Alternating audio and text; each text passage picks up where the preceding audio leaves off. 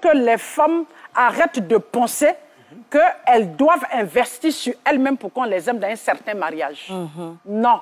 Le mariage, quand on vient pour te prendre, c'est qu'on sait que tu es une femme. Et le fait même d'être femme suffit déjà pour un mariage.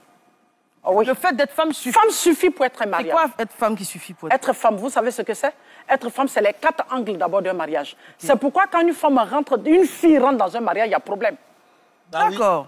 Il y a la différence entre fille et femme. D'accord. Une femme, c'est celle qui est bien éduquée, qui sait qui elle est, pourquoi elle se marie, qui elle choisit pour se marier et les raisons, qu'est-ce qu'elle vient donner au mariage. Quand celle-là se marie, ça suffit déjà pour le mariage. Elle arrondit déjà les 4 angles.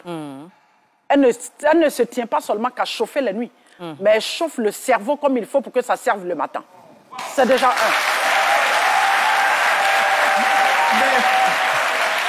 D'accord?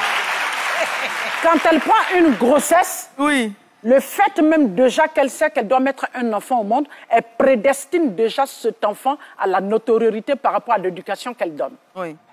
Le Alors, fait pardon, de... je vais vous demander à l'équipe de prévoir un micro, parce que c'est tellement intéressant, je vois déjà des réactions, j'aimerais avoir des réactions dans le public. Allez-y, oui, coach. D'accord. Et le fait déjà qu'elle prépare, quand une femme prépare, ne voyez pas seulement la sauce graine et le riz, mais c'est toute la spiritualité qui est là-dedans. Oui. Une femme qui prépare avec amour, elle crée les ondes positives dans sa maison. Donc déjà, quand on est femme, c'est suffisant pour un mariage. Maintenant, celui qui arrive est censé être un homme et non un petit garçon dans sa petite culotte. Exactement. C'est le petit garçon qui pense que la femme doit donner, lui il doit donner, comme lui-même il n'est pas suffisamment là. Donc il cherche toujours qu'on le complète.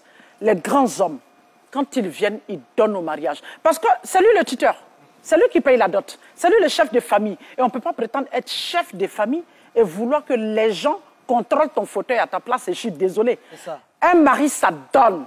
Et une femme vient en complémentarité parce qu'elle aussi, elle est là pour donner. Mais c'est le mari qui donne d'abord.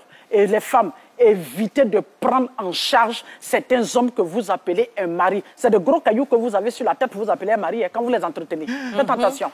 C'est pas bon. J'ai une question, Eva. Non, je suis désolé, s'il vous plaît. Maintenant, Eva, quand on a la chance d'avoir plus de moyens que son époux, par humilité, on vient tout doucement et on donne. Et quand on donne, on ne doit même pas sentir que c'est toi qui donnes. On doit sentir par derrière que c'est l'homme qui donne. C'est ça aussi la responsabilité, et de savoir aussi qu'un homme, c'est un chef de famille. Et les grands hommes, ça se respecte. Exactement.